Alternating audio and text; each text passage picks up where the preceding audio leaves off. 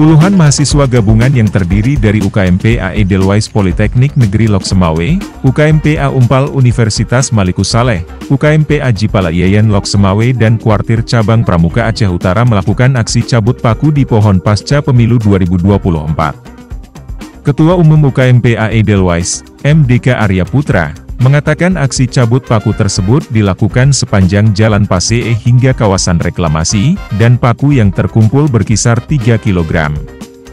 Aksi cabut paku ini sebagai bentuk keprihatinan para pecinta alam, lantaran banyaknya pohon yang dipaku untuk kepentingan pribadi, kata DK kepada JNN. Selain itu, mahasiswa berharap kepada pemerintah kota Loksemawe agar membuat suatu peraturan daerah larangan menancapkan paku pada pohon.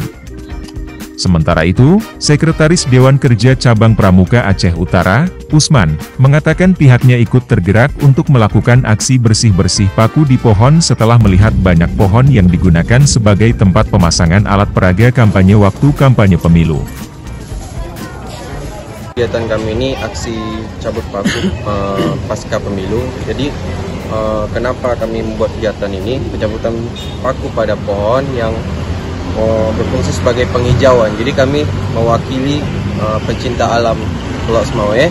Alasan kami itu dengan kegiatan ini kami berharap kepada pemerintah Aceh dan khususnya Kota Loksemawe untuk membuat regulasi atau peraturan untuk tidak memaku pohon dikarenakan itu menghambat pertumbuhan pohon dan mengurangi nilai ekonomis pada pohon. Jadi untuk masyarakat Kota Aceh, khususnya Loksemawe, untuk stop tree speaking, untuk berhenti memaku pohon. Terkait kegiatan ini kami bergerak untuk melestarikan lingkungan, di mana di Pramuka tercantum dalam dasar dharma poin kedua, yaitu cinta alam dan kasih sayang sama manusia. Di sini kami bergerak untuk melestarikan lingkungan, di mana tumbuhan yang dipaku untuk menempelkan alat peraga kampanye pada saat berlangsungnya pemilu.